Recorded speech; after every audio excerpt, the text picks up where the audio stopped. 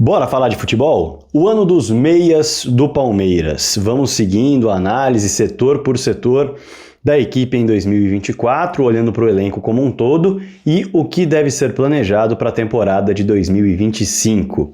A gente tem que falar sobre os meias porque é uma posição que talvez esteja mais bem servida do que a própria posição mostrou ao longo desse ano. Mas aí a gente vai mergulhar no detalhe já já. Antes, eu vou me apresentar para a galera que está chegando agora no canal do Fragoso. Prazer, meu nome é Rodrigo Fragoso, eu sou setorista do Palmeiras na TNT Esportes e produzo análises em vídeo sobre o clube nas minhas redes sociais. Essa é uma delas. Chega junto! Vamos alcançar 100 mil inscritos juntos nessa missão? Quero colocar o quadrinho aqui em cima. Ó, se inscreve no canal se você não é um inscrito, tá? Quero essa moral pra gente continuar fazendo um trabalho muito grande por aqui. Já ativa as notificações, clica no sininho aqui do lado. Muito importante para você sempre ser avisado quando pintar um vídeo novo no canal. Além disso, me ajuda com o YouTube? Veja só, coisa simples. Chega aqui no botão do like, nesse joinha, e clica nele. Já tem embaixo o botão no hype? Clica nele também. Esses dois botões mostram para o YouTube que o trabalho aqui é bem feito e aí a plataforma encaminha o vídeo para mais gente. Evidentemente que eu espero um comentário seu aqui embaixo. Elogio, crítica, algo a discordar, algo a agregar. Fique super à vontade, em alto nível, para colocar aqui embaixo. E debata com a galera que deixa as opiniões por aqui, que tem muita gente boa. Se você quiser ser um membro apoiador do canal, apoiador direto, eu vou ficar muito feliz também. Chega mais, combinado? Bora pro tema do vídeo? Olha só. O ano dos meias do Palmeiras ele é muito diferente do ano dos volantes na minha concepção. Embora muita gente tenha a sensação de que foi um ano ruim. Vamos mergulhar em cada um deles para a gente entender e até olhar para 2025, né? O Rafael Veiga, ele abre a temporada com um Paulistão em que ele vai bem. Ele é decisivo, ele dá passe para gol, ele tem sequência de gols, dá assistências. Na final ele mete bola na rede decisiva também. Mas depois, ao longo do ano, ele vai oscilando bastante. E ele chega a fazer um post, lá perto do meio do ano, em que ele pede desculpas ao torcedor por não estar rendendo tudo o que poderia. O Abel fala em desgaste físico do Rafael Veiga. E com o desgaste físico, os erros vêm, o desgaste mental acontece, a confiança vai lá embaixo e o jogador deixa de render tudo que ele pode. Mesmo assim, o ano dele foi espetacular porque ele embala na temporada lá para a parte final. Ele é fundamental para o Palmeiras chegar até a última rodada disputando o título. No fim, foram quase 30 participações em gols na temporada, com 20 gols e 7 assistências. Ele ficou devendo bastante em passes para gol, mas aí também envolve uma questão dos centroavantes do Palmeiras. Mas é fato que ele poderia ter um número maior de assistências. Na temporada passada, por exemplo, foram 16 assistências e 18 gols. Bom, para a gente entender, melhor dizendo, o Rafael Veiga, a gente precisa olhar também para as outras peças que estiveram à disposição como meias na temporada. O Abel Ferreira falou em desgaste do Rafael Veiga e seguiu colocando o jogador para atuar como titular. Não deu descanso para ele no momento em que a temporada era jogo atrás de jogo. Isso chamou muito atenção. Por quê? Porque ele tinha em mãos uma joia, um talento para pegar essa responsabilidade e ajudar o Veiga a descansar um pouco mais, mesmo que fosse meio tempo cada um, ou um jogo em que ele descansasse o Veiga, no outro meio tempo do Veiga, para tentar recuperar o atleta, até para ele poder tomar decisões melhores, recuperar mentalmente. Ele tinha o Luiz Guilherme. É um jogador jovem, veio da base, é verdade, mas era um dos talentos. O próprio João Paulo Sampaio, ele falou muito sobre a geração de Hendrick, Estevão e Luiz Guilherme. Eram as 3 joias da base. Não à toa ele foi vendido como uma das grandes transações da história do futebol brasileiro também. Tá ali no top 10. Só que foi muito pouco aproveitado enquanto esteve no Palmeiras. E mais do que isso, quando entrava em campo, ele só entrou em 18 partidas até ser vendido no meio do ano. Quando ele entrava em campo, ele entrava aberto pela direita. Só que o Luiz Guilherme era um meia na base. E ele já tinha corpo, enquanto estava no Palmeiras, desenvolvido para bater de frente com volantes. Inclusive, nos poucos momentos em que jogou como meia central, ele chamou atenção positivamente. Ele conseguiu jogar bem, mesmo com poucos minutos. E aí, na minha concepção, foi um talento desperdiçado antes da venda, sendo colocado pelo lado do campo em ocasiões nas quais o meio precisava dele, nas quais o Veiga não vinha rendendo. E ele poderia descansar o Veiga mais vezes para que o Veiga se sentisse melhor fisicamente, pudesse tomar melhores decisões e a confiança voltasse. Porque se o Veiga, num ano de mais baixos do que altos, termina com 27 participações em gols, imagine sem sentir o desgaste físico e mental das tomadas de decisões erradas também. Outra aposta que o técnico Abel Ferreira fez foi o John. Recebeu chances, mas não convenceu. Diferentemente do Luiz Guilherme, que chamava bastante atenção, o John tem um bom jogo, dá para dizer assim, antes de ser vendido ao Red Bull Bragantino, que é contra o São Bernardo. E depois daquele bom jogo, o técnico Abel Ferreira opta, não sei se você que está aí do outro lado lembra, ele opta por falar na coletiva sobre melhor do mundo quando ele vai falar do John. Chama muito a atenção a expectativa que ele coloca no John. Entretanto, na sequência, o John deixa de receber oportunidades.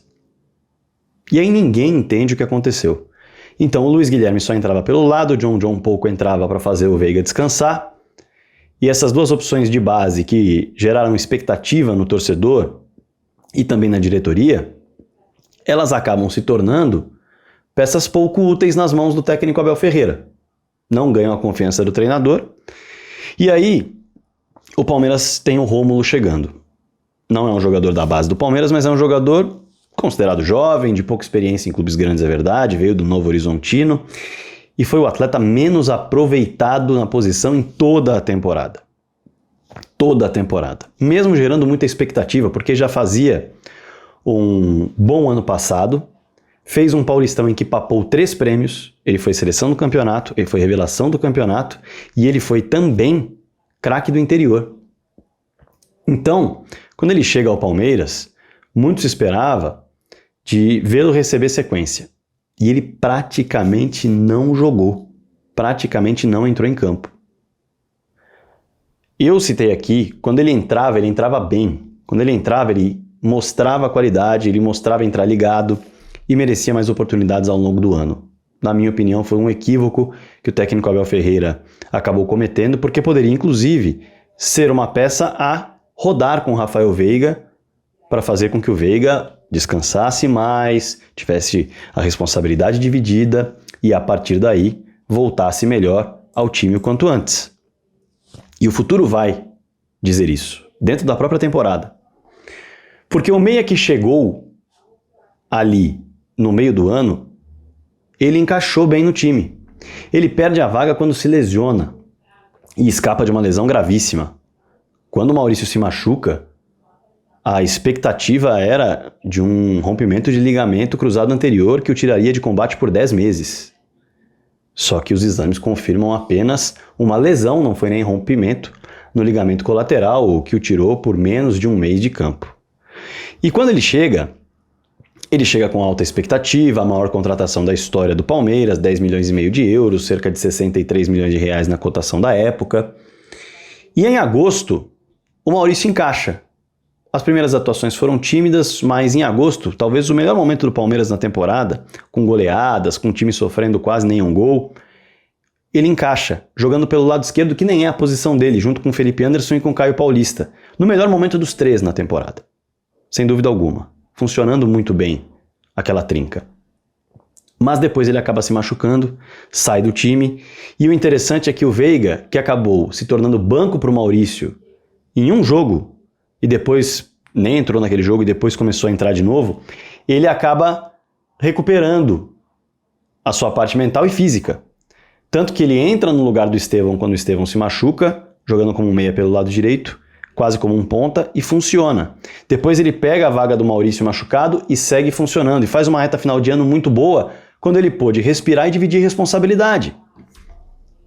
Isso só provou que o primeiro semestre do Veiga, ele teve um momento muito ruim que não foi sanado com uma divisão de responsabilidade. E muita gente pode falar aqui, mas como que você quer que o Luiz Guilherme divida a responsabilidade, o John divida a responsabilidade? O ponto é fazer com que o seu elenco, que está à disposição, ocupe as vagas que estão com problemas. O Rafael Veiga claramente estava com problemas, não estava se sentindo bem, fez post falando que não estava rendendo e tudo mais. Poupa o cara. Já que identificou que o problema é físico, deixa ele dar uma descansada. É nas crises que surgem as oportunidades. E a oportunidade para o Luiz Guilherme estava ali, que era quem melhor entrava. Mas isso não aconteceu no primeiro semestre. No segundo semestre, quando o Maurício chegou, Maurício que também é jovem, 23 anos de idade, ele acabou entrando, mesmo tímido, quando precisou, entrou de vez, deu conta do recado, com gols, com assistências, participações, depois se machucou e caiu um pouco de rendimento. Mas, na minha concepção, o Maurício chegou para brigar com o Veiga, potencializá-lo, ser uma sombra e conseguiu. Poderia até mesmo jogar junto com o Rafael Veiga. Existia essa possibilidade. Mas a dinâmica pouco aconteceu. O fato é que ele chegar e mostrar que tem um meia no elenco com capacidade de dividir responsabilidade e de, quem sabe, até colocar o Rafael Veiga no banco, ajudou ao Veiga crescer, ao Veiga também descansar um pouquinho. Isso fez bem ao grupo, isso fez bem ao time. Olhando para 2025, a expectativa é de que o Maurício seja ainda melhor, já mais adaptado, sem uma troca de clube no meio da temporada, sem as dificuldades que ele viveu no Internacional, e todo o clube do Internacional, e todo o clube do Grêmio, todos eles viveram com relação à tragédia, pararam de treinar, tiveram ali um débito muito grande na temporada em relação à parte física, à parte tática, tudo. Então, a expectativa é de que o Maurício, com uma pré-temporada inteira com o grupo, já conhecendo, já adaptado, volte a render, ou melhor, renda até mais do que rendeu nas últimas 2 temporadas. Foram 14 participações em gols na temporada retrasada pelo Inter, 18 na temporada passada, dividindo assistências e gols. Então há uma expectativa de que o Maurício, com pré-temporada bem feita, já conhecendo os companheiros e ganhando maturidade, afinal ele vai fazer 24 anos, ele seja uma peça de longo prazo com já resultado na próxima temporada. Como já deu algum resultado nessa temporada, não fosse a lesão, seguiria dando. O Rômulo é uma peça que demanda entendimento da comissão técnica. Vai usar? Não vai usar? Treinou, não gostou do que viu, não encaixou, o perfil não agradou, é preciso entender, porque nos momentos em que ele entrou bem. Mas ele não ganhava sequência. Sofreu uma lesão no meio do caminho, é verdade, mas esteve à disposição em muitos jogos e não foi utilizado, mesmo com o time precisando. Outra peça de mesma idade do Maurício, mas que não tem a experiência e a cancha de time grande como o Maurício tem. Mas tem tudo para, depois desse ano de adaptação no Palmeiras, vivendo crises, vivendo algumas entradas em campo, mas estando ali no ambiente, na próxima temporada, se de fato ele merece uma oportunidade, que ele seja mais utilizado. Porque é um jogador que já mostrou qualidade, tanto como meia esquerda, quanto por dentro como um segundo volante, por exemplo, a depender do que o jogo pede. Sendo assim, o Palmeiras me parece bem servido nessa posição para 2025. Olhando inclusive aí para outras equipes, outras equipes têm nomes de destaque também. O Garro do Corinthians, temporadaça, seleção do Campeonato Brasileiro para mim. O Veiga pode ter a mesma capacidade do Garro, como foi em 2023. Em 2024 oscilou, mas dividindo responsabilidade com o Maurício, pode crescer ainda mais. De Arrascaeta, brilhante no Flamengo, apesar da temporada mais baixa.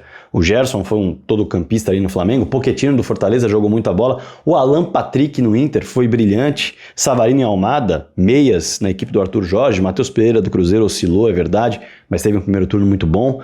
São bons meias do futebol brasileiro, mas os meias do Palmeiras não ficam devendo para esses jogadores. Essa é a minha concepção. Claro que eu quero a sua opinião aí do outro lado nos comentários. E aí, Palmeiras precisa reforçar o setor da camisa 10, do meia de armação? Palmeiras precisa buscar um outro nome? Algum nome não te agrada? O Rômulo já precisa partir do clube? Merece mais oportunidades? Enfim, fique super à vontade para comentar. Eu quero o seu olhar aqui embaixo e, evidentemente, que eu quero a sua inscrição também. Se você está chegando agora, se inscreva no canal do Fragoso. Vamos chegar nos 100 mil inscritos logo. Além disso, já clica no sininho para ativar as notificações. E também, evidentemente, me dá uma moral com o YouTube. Clica no like, no joinha e também no hype para mostrar para a plataforma que o vídeo é bom e assim ela manda para mais pessoas. Encaminhe o vídeo para todo mundo que você conhece. Bora falar de futebol!